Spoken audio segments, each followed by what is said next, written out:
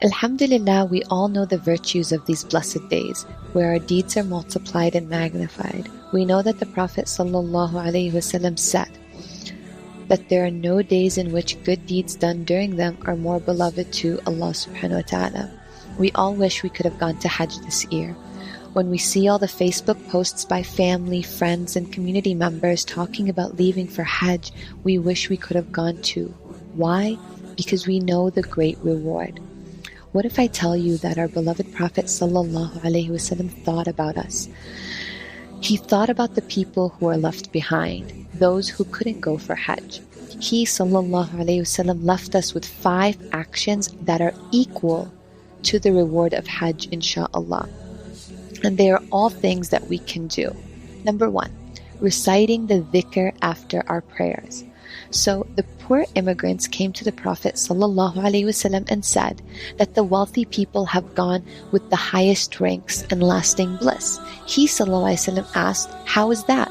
They replied, they offer the salah as we offer it. They observe the siyam, the fasts, as we do. But in addition to that, they perform Hajj and Umrah, they go for jihad, and they spend in charity. But we cannot do that. And they free slaves, but we are unable to do so. The Messenger of Allah ﷺ said, shall I not teach you of something with which you may be overtaken? The Messenger of Allah ﷺ said, shall I not teach you of something with which you may overtake those who surpassed you, and with which you may surpass those who will come after you? And that none will excel you unless they do which you do. They said, yes, please, Ya Rasulullah, tell us. He ﷺ said, you should recite Tasbih, Subhanallah, Takbir, Allahu Akbar, and Tahmeed, Alhamdulillah, 33 times after each Salah. Allahu Akbar. Allah subhanahu wa ta'ala is so generous. We can gain this great reward by spending 3 minutes after Salah 5 times a day, every day for the rest of our lives. Number 2, praying Fajr and waiting until the sun rises. Prophet ﷺ said, whoever prays Fajr in congregation, then sits remembering Allah subhanahu wa ta'ala until the sun rises, then prays 2 units of prayer, he has a complete reward of Hajj and Umrah. Number 3, praying in congregation. The Prophet ﷺ said, whoever walks to perform an obligatory prayer in congregation, it is like Hajj in terms of reward. And whoever walks to perform a voluntary prayer, it is like a voluntary Umrah in terms of reward. And in another hadith, the Prophet ﷺ said, if any one of you goes out of his house after performing wudu for the prescribed prayer in congregation, his reward will be like that of one who goes for Hajj.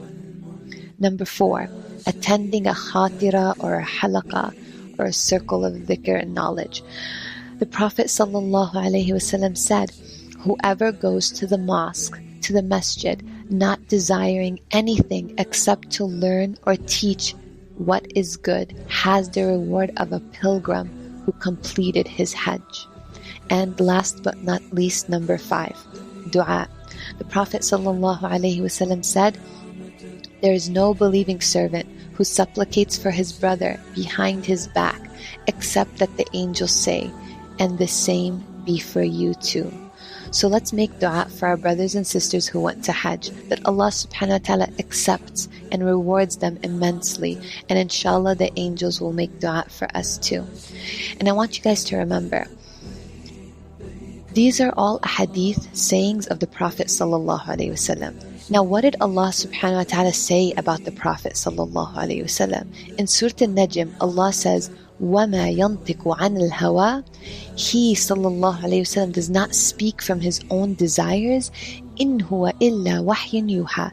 It is only a revelation revealed. So inshallah, I pray that Allah subhanahu wa ta'ala gives us the ability to implement these 5 amazing opportunities and gives us the strength to overcome shaitan, because he is going to try to get us to miss out on this great reward. And I ask Allah subhanahu wa ta'ala to help us and to give us strength and to accept from us all. Ameen.